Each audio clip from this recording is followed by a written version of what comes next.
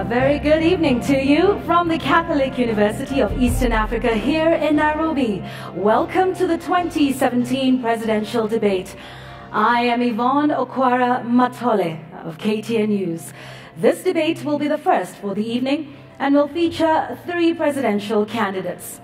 The candidates for this debate have been selected on the basis of an objective criteria developed by Debates Media Limited, a non-profit, non-partisan organization. The debates are airing on all major television channels, radio stations, and online platforms. The structure, format, and rules of this debate, as well as the thematic areas, have been shared with all 8 presidential campaigns. The exact questions, however, are my own and have not been shared with any of the candidates, their campaign teams, or indeed anyone else. Now, we have asked the audience behind me to remain quiet throughout that debate. This one, no cheers, no jeers, no applauding or clapping, except for this moment, as we welcome the candidates on stage. The first in order of the ballots that was taken a short while ago is, ladies and gentlemen, Dr. Ekuru Aukot from the Third Way Alliance, Kenya. Please occupy podium number 2. Thank you. Also, let's give another warm round of applause to Dr. Japheth Kavinga Kaluyu, who's an independent presidential candidate.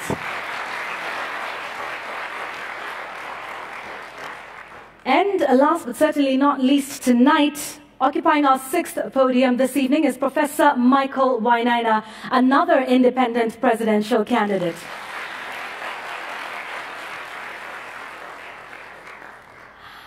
Gentlemen, we welcome you to the 2017 presidential debates that's been organized by Debates Media Limited.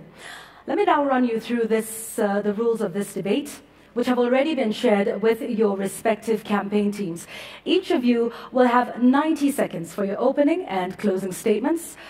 You will have 2 minutes to answer questions and 60 seconds for rebuttals and follow-ups if need be. The timer is clearly visible to all the candidates at 2 points on this stage and on a screen behind me. There is some water. We will get that replaced. Not to worry, Professor. There is some water at the bottom of your, inside your lecterns. So not to worry. Karibuni. I hope you have your notebooks and your pens and you are free to take notes. Thank you all very much. So I'd like us to begin, and we will do that in order of balloting. So we will start that with you, Dr. Aukot. Karibu sana. Asante. You call yourself Daktari wa Katiba, but you now want to take that a step further and be president of this great republic. You have 90 seconds for your opening statements on just why you are the man to lead this country for the next 5 years. Thank you, Yvonne. First of all, I want to thank the organizers of this debate, and I want to thank many millions of Kenyans who are watching this debate this evening. Now, my name is Ekuru Aukot. I'm from Turkana, son of a nomad, and I'm very proud to be standing before you here to actually present myself to seek the presidency of this country. I'm very proud from where I come from. I'm very proud of this country. And I do believe that with the opportunities Kenya has given me, right from where I come from, the resilience of a son of a nomadic person to be standing before millions of Kenyans today to seek the presidency of this country is not any mean achievement. I would like to start by saying that as having participated in the writing of this country's constitution, there is one big issue that Kenyans identified, and that is the failure of leadership in this country.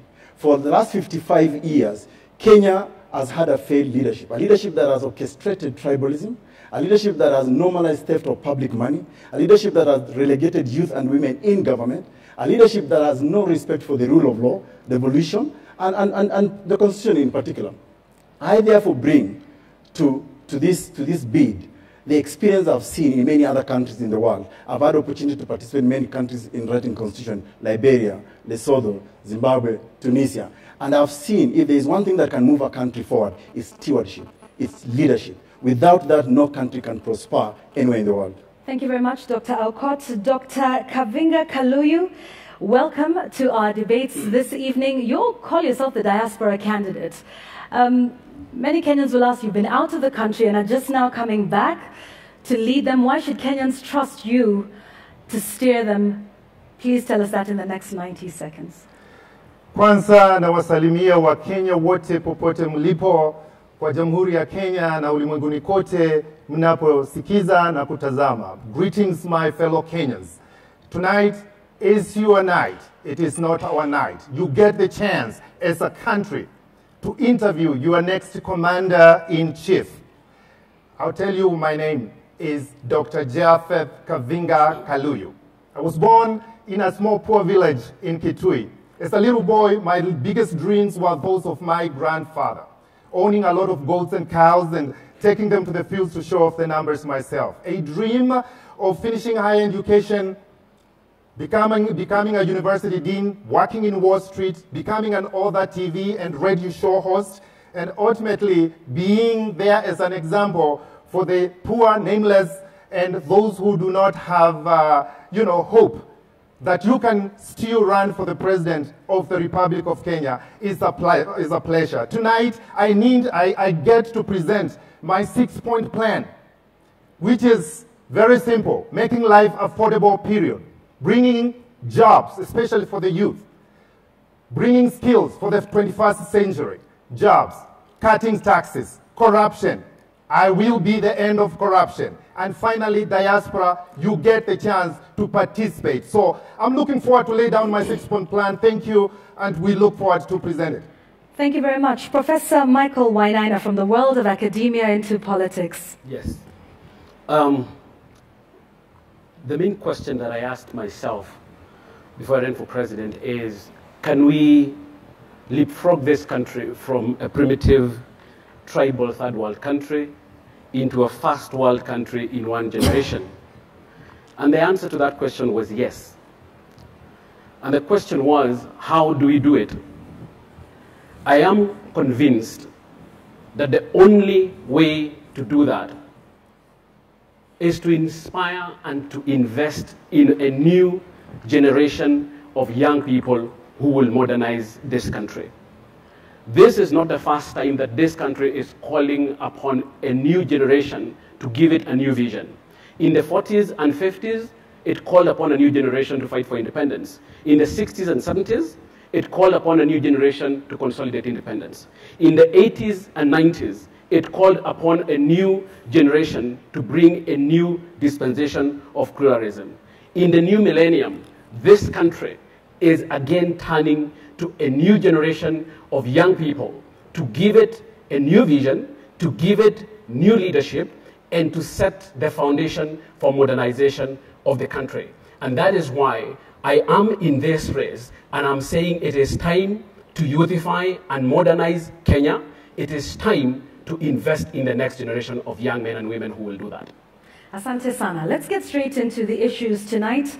All of these thematic areas were shared with your campaign teams. I'd like to start off by talking about, naturally, the point of integrity and leadership. And I'll start with you, Dr. Aukot.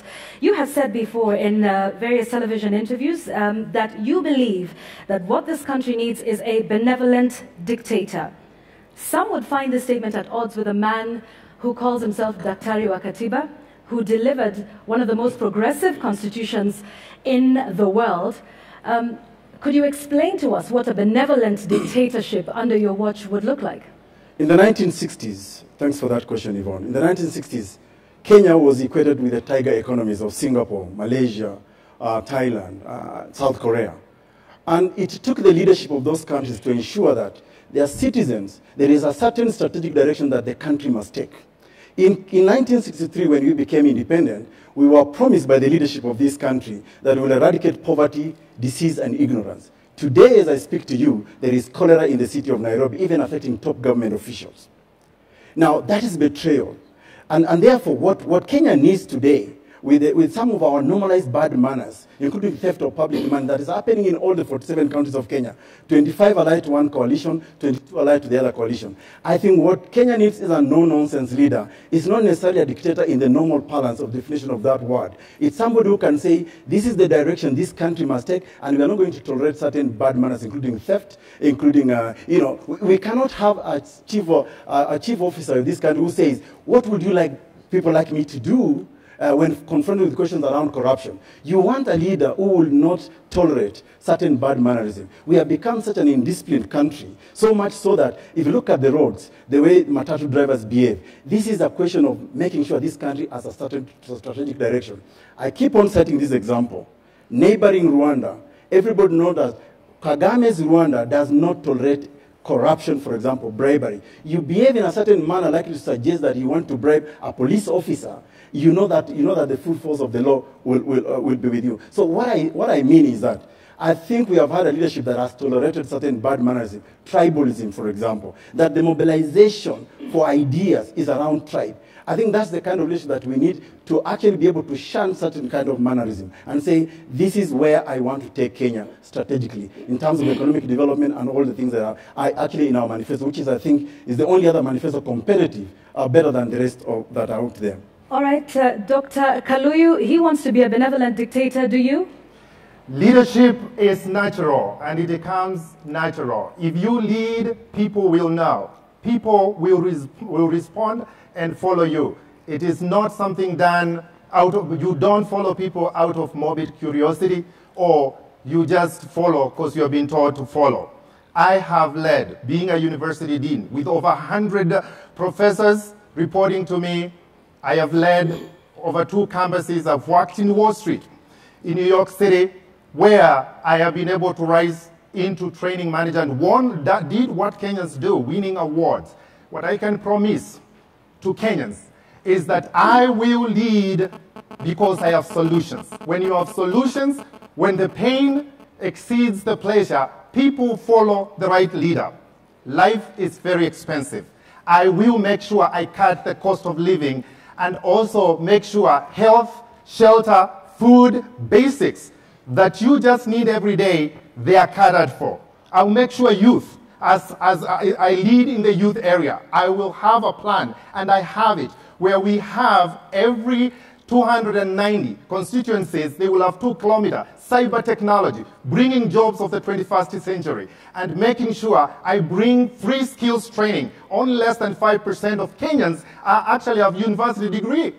That means other skills that are needed, we need leadership in that area.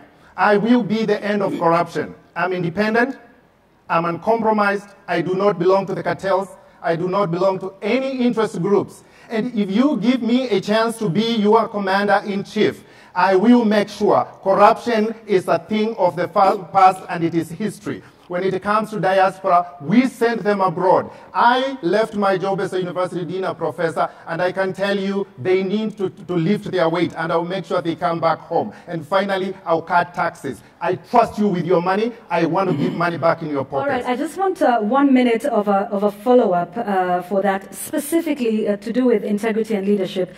In your 6-point plan manifesto, you say leaders who have a questionable past should not be allowed to run for office. The idea that the leader was not directly involved doesn't hold water because it happened under his or her leadership. My specific question to you is, do you think your opponents who are here with us tonight and others would pass your test? I can only speak for myself. And Kenyans are smart. They know who has been involved in what. They know who has done what. They know who speak opposite of what they do. I can tell you, if you are thinking or imagining of taking public coffers, please start packing, because a new sheriff will be in town. Because we cannot tolerate this. People taking public coffers and trying to run away, and tomorrow making broken promises and promising people every 5 years being part of the system, trying to see how they can take advantage. I will end that. And if you are caught, we will prosecute you in public. And therefore, I'm here to assure Kenyans that I will make sure, if you have a probable cause, not rumors, you will be suspended. Your case will come quickly. You will be tried in public. And guess what? You will not run for an office because you don't deserve it. You got your chance, you blew it, you don't deserve to be running a public office. Thank you. Professor Michael Wainaina, you've made some rather stinging accusations against the current administration. You have called them thieves and corrupt people. So let's talk about integrity and leadership under your administration, because a lot of people say that some of your criticisms are academic, are idealistic, what sort of integrity would you bring to the office of the president? Like you said, I am a university professor, a retired university professor. You have said that I have had stinging criticisms of some people who are running. Yvonne, I will assure you that it is not me who said those things about them. They say those things about themselves. I have been a blogger for a year, profmichaelwainaina.com, and I have been responding to some of the things they have been talking about themselves. So when you say that I have been criticizing them or I have been calling them thieves, they have been calling each other thieves. It is not me who called them who called them thieves. I will refer you, Yvonne, to an article that was written by Musalia Mudavadi on 10th of August 2016 in the Standard of 10th of August 2016, where he said that the political class in NASA, that time it was COD, and Jubilee are suffering from political gangsterism. It is not me who called them, who said it's suffering from political gangsterism. I will refer you to another article that I did called The Anarchist and the Thief. It is not me who called anybody anarchist. I was telling you what they are calling each other. But do you believe that they're corrupt and they're thieves yourself? The question of corruption in this country, Yvonne, is not a question of belief. It is a question of fact. It is in the public domain. In fact, like I've told you, it is not me who calls them thieves. It is they who call each other thieves. It is they who call each other tribalists. It is they who call each other clueless. I remember when I was responding to that article by Mudavadi, I remember saying, yes, Mr. Mudavadi, the Jubilee tribal kingpins are Moi men. He had called them Moi men. And I said, so are you. And therefore, they cannot point a finger at any one of us. They have already described themselves, and I am only repeating what they have told us they are. I want to give you 1 minute Yes. to tell us what your leadership would look like, because you've told us about the others and what they say about themselves. The question of leadership, for me, the most important thing about leadership, it's inclusion. The problem with these other guys is that they look at inclusion in terms of tribalism. So when you're talking about inclusion, they're thinking about tribes. When I'm thinking about inclusion, I'm talking about the excluded masses, 70% of the youth and 54 to 58% of the women. Yvonne, this is your document. You sent us this document and you told us that this is the way in which the thematic areas that we are supposed to deal with. I will welcome you to look at this document and see that youth and women, even for the organizers of this debate, are the last in this list. They are the last. I am here to make sure that from now on, 70% of women and of youth and 54% of women are no longer last on this list or any other list. All right, thank you. Let's talk about cohesion and inclusion, because that's a perfect segue into that. And you know, we're at a time in this country when the latest headline is that the Asian members of the Asian community have now received recognition, at least from this president. So that's an interesting space in which we find ourselves. But I would like to ask you, Dr. Aukot, what would be the difference, perhaps, between your manifesto and, say, Professor Wainaina's? Because he's talked about, you know, the tribal narrative and taking that away. And you, in your manifesto, say, I quote, our obsession is to create unity in our diversity, ensure that fairness prevails. You're talking about a third way when it comes to inclusion, and so is Prof. What would be the significant difference between yours and Prof's for, when it comes to cohesion? First of all, I think of the three of us who are here, I am the only one with a written manifesto. A manifesto which even has a pledge at the back signed by myself and my running mate, Emmanuel Nzai. So Kenyans can hold me accountable to this written document, which I've actually appended my signature to. Now, the difference between us is that whatever I have put in here, I didn't start talking about it just the other day. It wasn't for me an afterthought. We have documented what we will do with the issue of tribalism in this country. I have proposed that within the first 100 days of my presidency, one of the things that I will do is to effectively implement Article 130 of the Kenya Constitution. that Kenyans can hold me to, because that article says, in forming the national executive, you must have regard to the regional and ethnic diversity of the peoples of Kenya.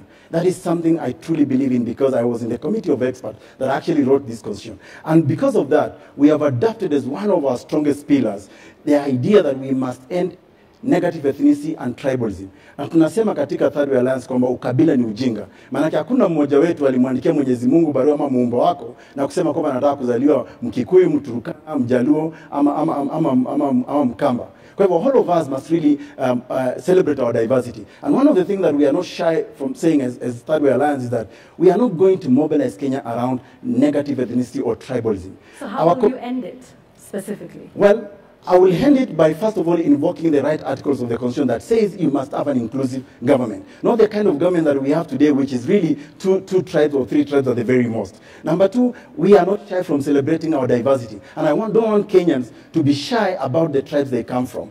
That is the only thing that can build for us a nation state. And I think what Kenya needs is a father figure, somebody who will look at Kenya and look at all tribes in Kenya as their children, as a parent would in their homes. That is the difference between us and the rest. Professor, I'll come to you, because he directly said this is not something he started talking about yesterday. Is this something you started talking about yesterday? And you talk about an alternative narrative. Non-ethnic narrative. Non-ethnic narrative. Yes. What does that mean? It means that it is possible for us to mobilize politically without resorting to tribalism. I would like to school Kenyans as to what tribalism is and what tribe is. There is nothing wrong with tribe. This comes culturally. You are born into a tribe. The problem is tribalism. Tribalism is the use of tribe to include or to exclude, and that is the problem. And it is possible for us to get a non-ethnic political narrative to mobilize politics, but we will first of all have to get rid of the political kingpins in Jubilee and NASA who rely on tribalism to mobilize politically. You cannot get rid of tribalism if you have tribalists at the top of the political hierarchy. And I've always said, this debate about who will end tribalism and who will not end tribalism, the only way of ending tribalism is getting rid of the tribalists in Jubilee and NASA. So is it that simple, Prof? Absolutely. The only way we do that, once we get rid of them, absolutely. Will we be fine with the issue of tribe? Oh yes, let me give you an example. The most effective way of getting rid of malaria is to get rid of the mosquitoes that spread the malaria. You can cure malaria, but for so long as you haven't done anything about the mosquitoes that spread the malaria, you are not going to solve the problem. You are going to do things down here, claiming that you're getting rid of tribalism, but for so long as the tribal kingpins in Jubilee and NASA survive on tribal mobilization, tribalism will not end. The only people who can end tribalism, Yvonne, in this country is the people of Kenya. On 8th of August, vote out the tribal kingpins in NASA and Jubilee. If you don't vote them out, you are stuck with tribalism. I want to give you one last minute, just as a follow-up to that. Yep. You say getting rid of them, getting rid of the mosquitoes that cause malaria. Yep. And then what? Because to follow up on your analogy, even after that, you've got to do something to keep the mosquitoes away and keep the body healthy. But you make it sound so simple. Because it is that simple. You get rid of the mosquitoes, you will get rid of malaria, and then what? That's a nice question, Yvonne. Then youthify and modernize Kenya. Invest and inspire in a new generation of young people who will modernize this country. Yvonne, I have told you that this country has called upon its young and new generation to give it a new vision. Once we get rid of the old vision, I call it siasa ya ukabila, ukora na upuzi. Politics of ethnicity, impunity, and mediocrity. Once we get rid of that, then we as a country, we need to inspire and invest in a new generation of young people. Millions of them who are waiting to be leaders, millions of them who are waiting to be inspired. It is possible for us to imagine a new non-ethnic political narrative for ourselves. Absolutely. All right, Dr. Kaluyu, the answers tonight seem to be very simple, including inclusion in government, which is what Dr. Aukot says. But how do we include everybody in government? We now have 44 tribes, as it were. How do we include everybody? First, I want to follow up that one party has the best manifesto. I reject that idea because everyone of us has good manifesto. And everybody has a right to expression. That is given by Bill of Rights, Chapter 4 of the Constitution. So I give it to the self-expression, but also if you have a good manifesto, you tell us what you're going to do, what you're going to solve. Huh? Is yours the better of your opponents? I believe my manifesto will solve the Kenyan problems. I'm not into what is best, what is not. I'm into what will solve the Kenyan problems. And that's what I'm going to talk through my 6-point plan. Now, come to cohesion. 131, Article 131E, Chapter 9. President is a symbol of unity in the country. So that means that if you lead, our country is not unique. In fact, we have one of the lowest number of tribes in Africa. Places like Cameroon, they have 242 or more. So leading about tribes is a non-issue. If you have a good leader, a person who is able to lead the people, because if you are in Kisii, if you are hungry, it's the same kind of hunger that is felt by people in Kitui. The problems of education in Kisumu are the same as in Nairobi. So depending on how you approach it. So the leadership is what is lacking here. The first days of my office, when you give me the opportunity to be the president of the Republic of Kenya, I will call all the groups, diversity, including the businesses, including the different kind of tribes, people who are on conflict, people who have issues of diversity, they can't agree. I will be having them there, including youth, business people, women who are being run around in town by city council people. We will come together and we will ask, how do we work together? Because the solutions will not come from us. It will come from the people. And when you give people the empowerment and you lead them, they will follow, problems will be solved. I want to give you a minute to be a little bit more specific, Dr. Kaluyu. So we bring together all of these people together under one roof, and then talk to us about some of the possible solutions, because yes, you say it is coming from the people, but there's also leadership and stewardship. Yes. And so the question then would be, perhaps let me rephrase it differently, why do certain people feel excluded in this country? Because we have not done enough to build the capacity. When you build the capacity, you go through different clusters of people, different tribes. There's nothing wrong with the tribe. It is what we do with it, how we apply the tribes. And we are able to build capacity. Leaders, looking for leaders, including youth.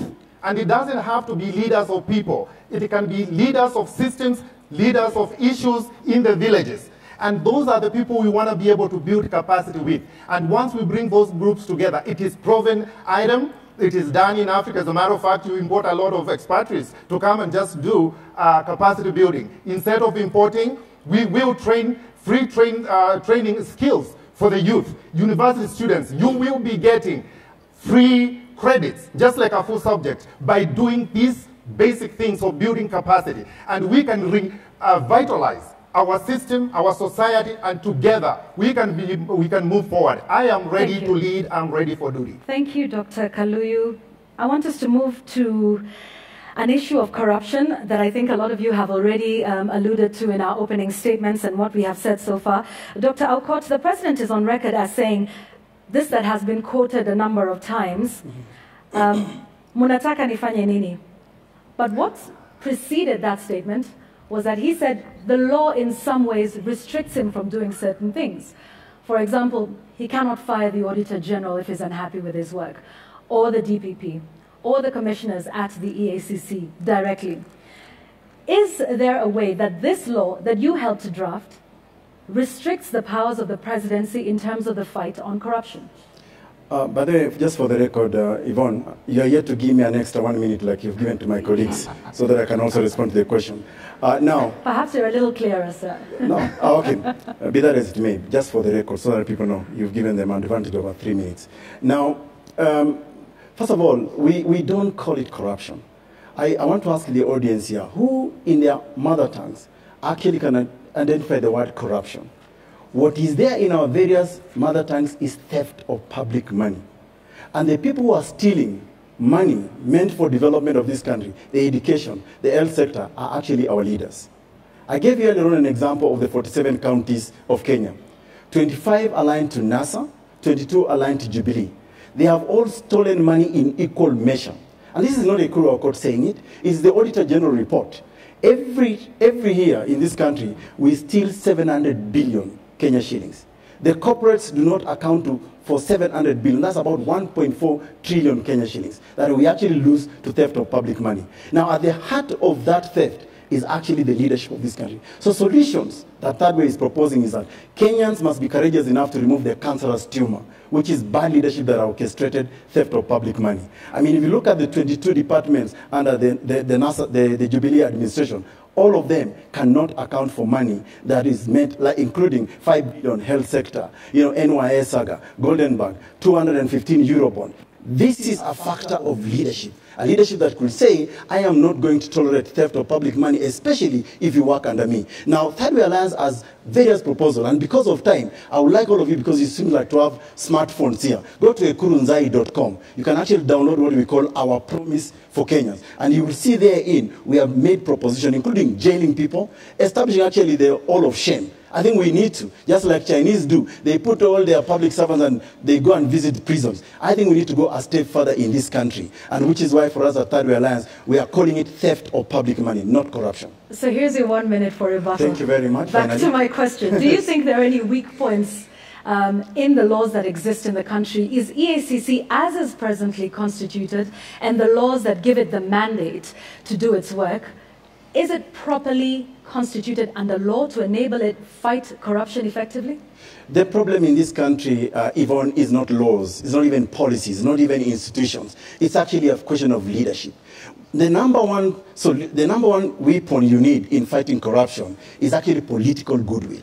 If you do not have political goodwill at the very top, if you have a president who throws hands in the air and says, what would you like me to do? Then therein, the thieves will creep in. Because if a government is responsible for corruption, you know what? Kenyans need to think about the history of corruption in this country. It started in 1963 when land meant for the homeless, the IDPs was actually stolen by the leadership. 1975, the Kendrick fertilizer, again, it's a factor of leadership. We are still paying for that money up until now. So really, the laws are there, and that's why we at Third Way Alliance have demystified this word corruption and call it theft. Because then you punish a thief. If today you take away Mamulika Mwizi on the streets of Nairobi, the penalty is that actually it's robbery with violence. That's the charge. And I could hang by the neck until I die. But with corruption, we sanitize it.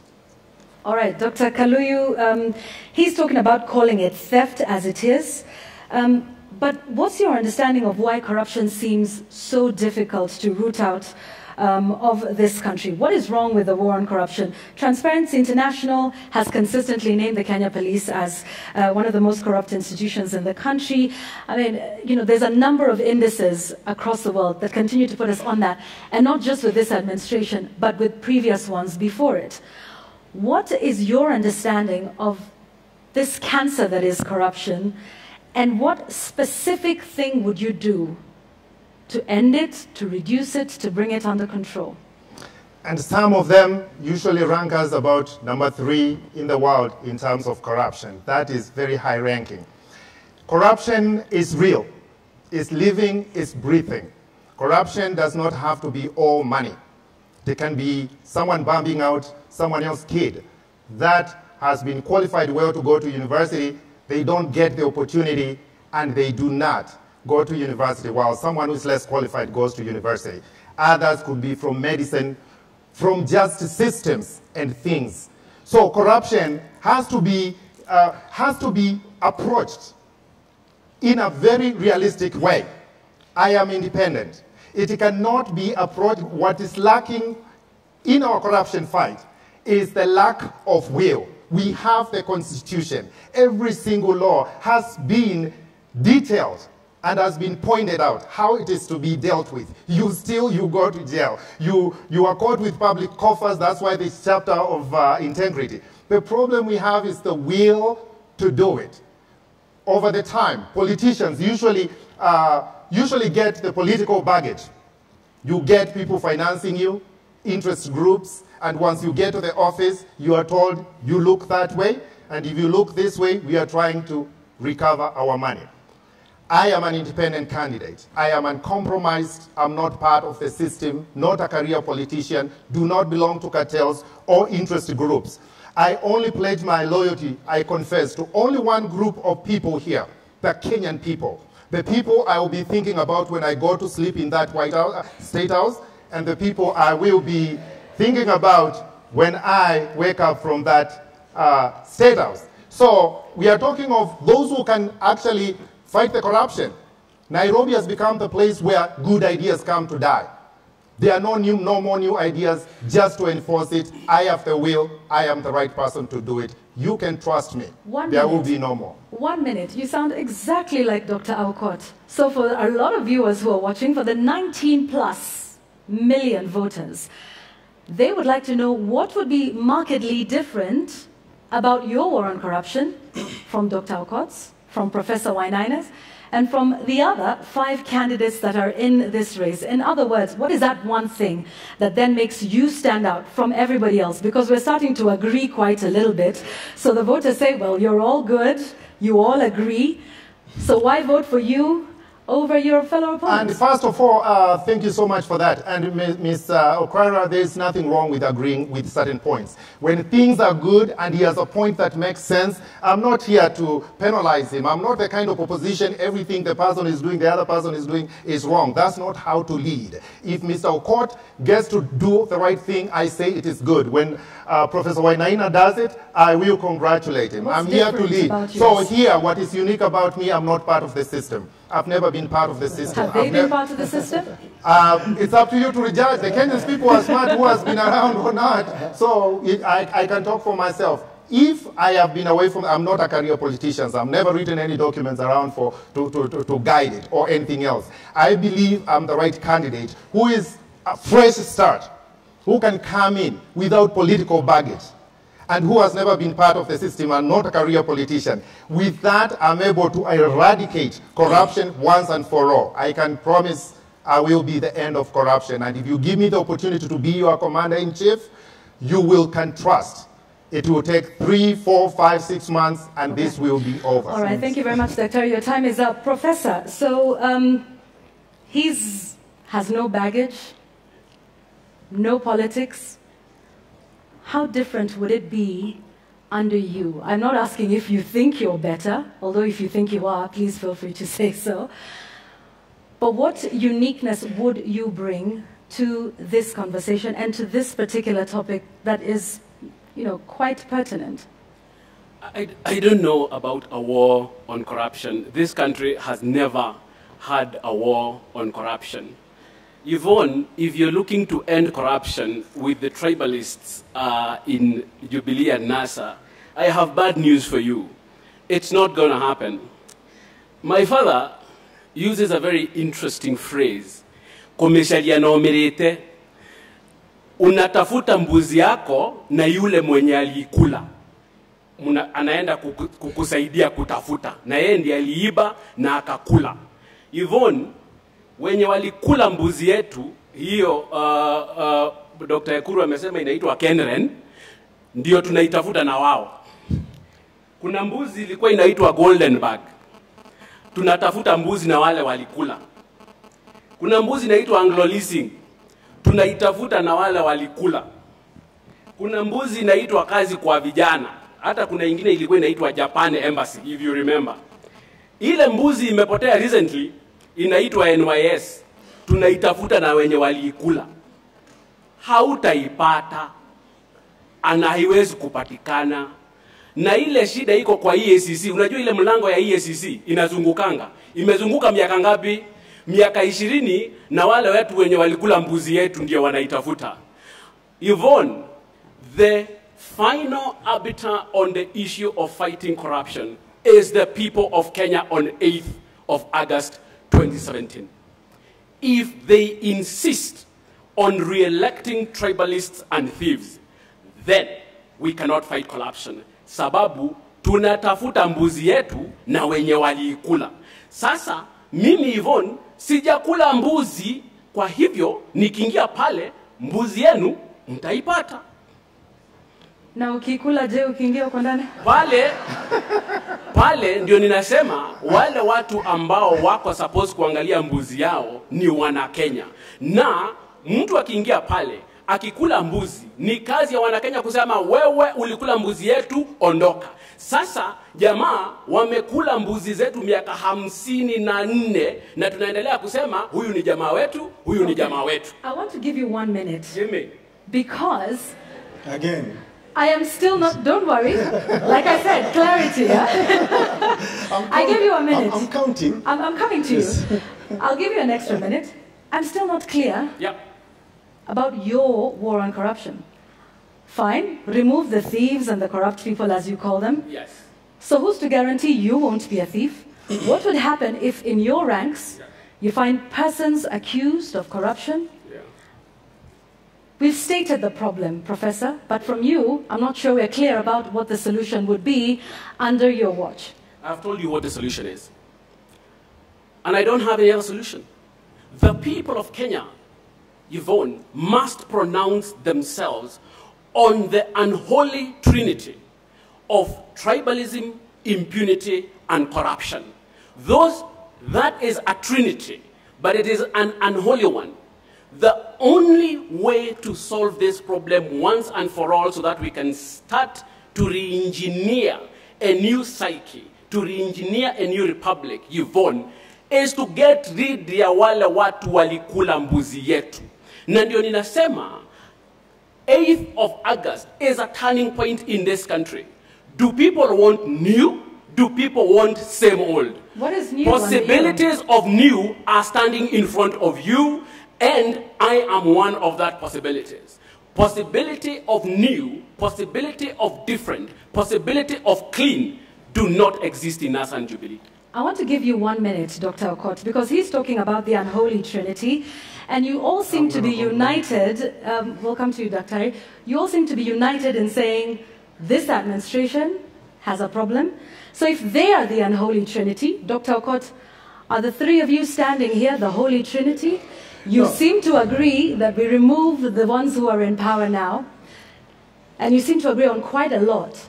So why not come together? Is that a possibility for you in a minute? We wouldn't be standing here, Yvonne, to present ourselves. We don't want to be elected as either of the presidency. I think for me what will set us apart, as I said earlier, is what we have all documented and promised to give to Kenyans. Again, I'll go refer back to our manifesto, what we call our promise. You will find in our manifesto that we are proposing that some of the solutions to ending corruption is to use audit reports as a first piece of evidence.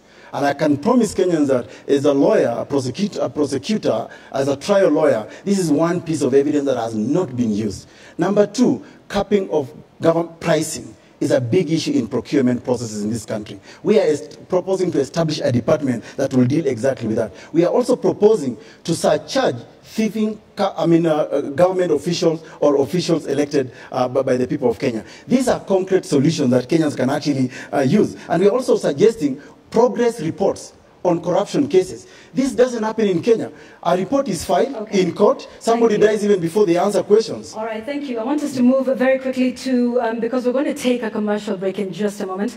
But let's talk about education. That's a big one. We're currently in the midst of a curriculum reform.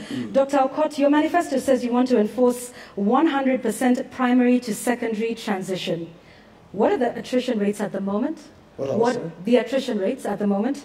What are the causes, and how would you ensure that you eliminate this issue and have 100% transition? So, number one, let me just say that the reason I am standing here before you is because education has actually equalized all of us. If it wasn't for the opportunity of education, this son of a nomad from Turkana, from Kapedo, would not be seeking the presidency of this country today. That's because of education. And that is actually the one biggest thing that Kenya has given me. what we consider in our manifesto is that education is an investment. There is no country in the world that can prosper without investment in education, in research. Now, Kenya, for example, today is actually, I think, has the worst, the worst teacher-student ratio in the world. I think at 42:1. For every 42 students, there is one teacher. I think that's really bad for us. So what we are suggesting that, if you look at our manifesto, is that we want to ensure that lack of school fees, lack of facilities, lack of educational infrastructure will not deter Kenyans from seeking an education, which is why we are proposing to standardize, modernize, and equip all educational institutions. We are also proposing to actually abolish school fees up to university level. And we are proposing to ensure that there is a standardization of educational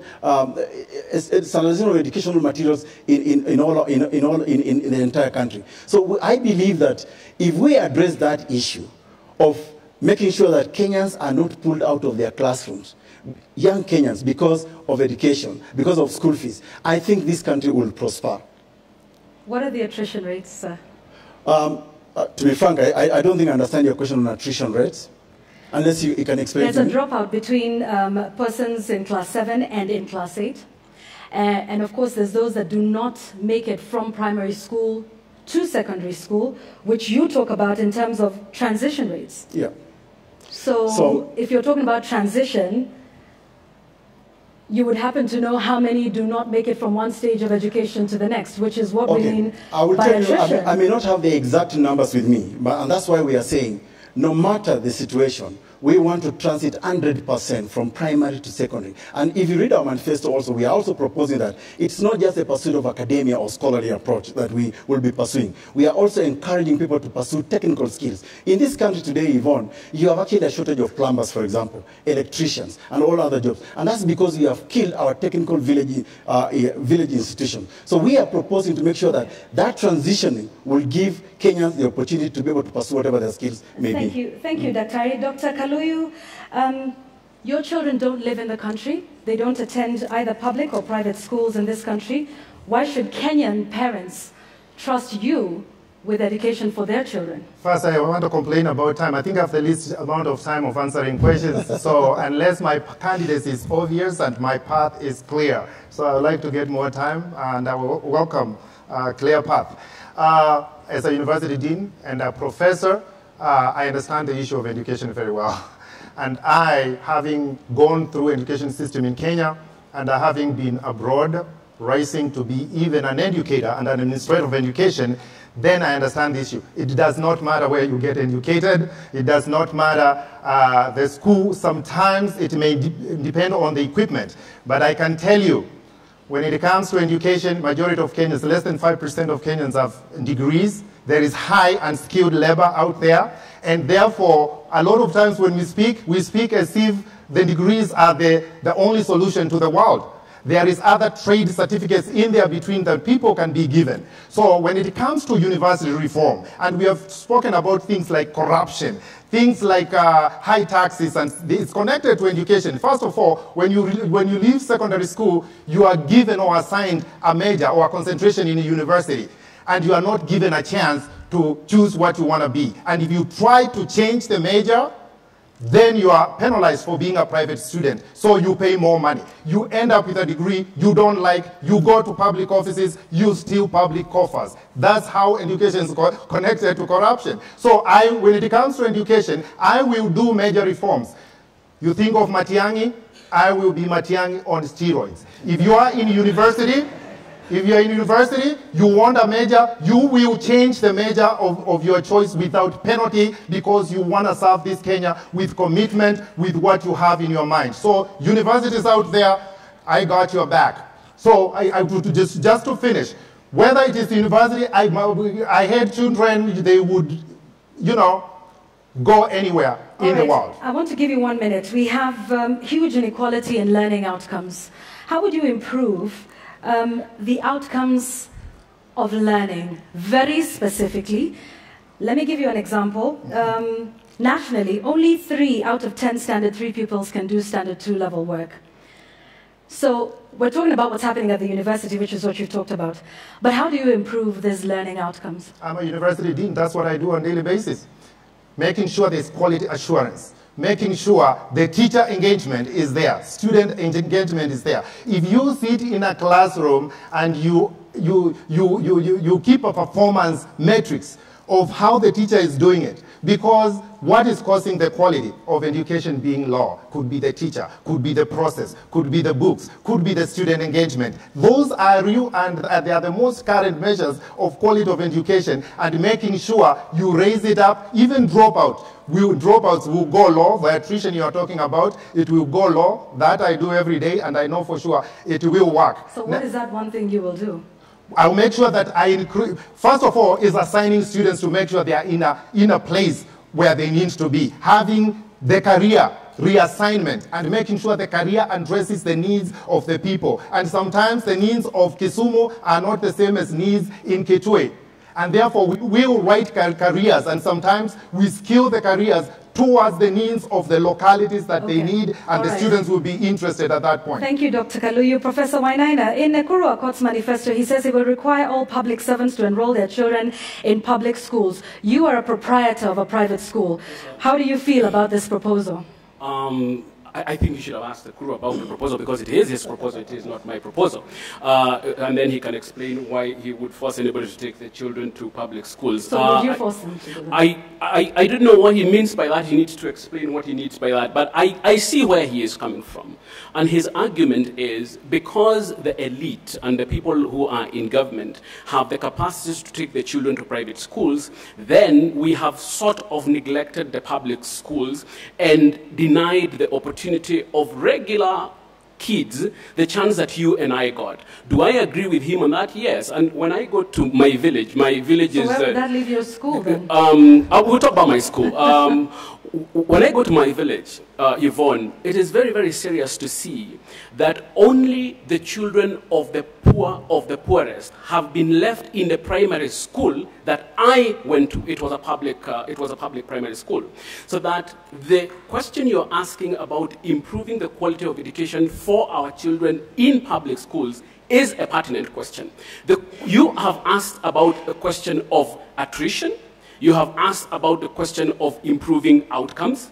And those are some of the things that made me found a modern school in order to teach this country how education will have to be done in the future. I have said that my candidature is all about modernizing this country. And one of the things that we haven't explored in terms of solving the educational problems that we have, including the two that you have asked, attrition and outcomes, is that we have not explored the role of educational technology. I can tell you the school you have said that I own, and you can look it up in midasschools.ac.ke.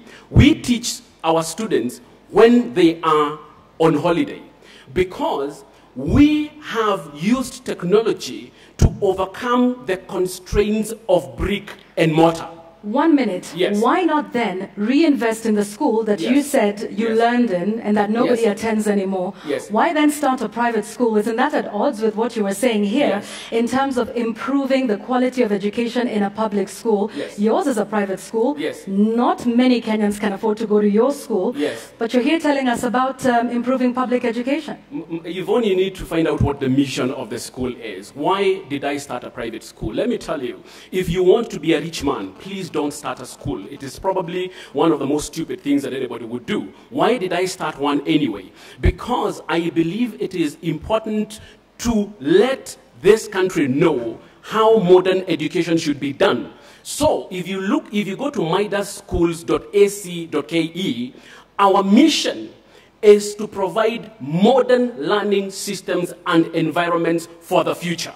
And what we want to do is to make sure, Yvonne, that when this country finally becomes interested in modernizing the education sector, there will be an institution, a flagship institution that they can go to in order to learn how modernization is done. What I am doing here as a presidential candidate is to scale up the lessons from Midas schools to make it available to all students in this country. Including public schools? Including especially public schools. Thank you very much. We have tackled quite a number of issues tonight. We have much more. We want to take a commercial break right here. You're watching the 2017 presidential debates. We are live across all participating media in the country and, of course, globally as well, online. We're taking a quick break. We have more topics, including questions from the audience. They will be posing their questions to your presidential candidates. We will be right back.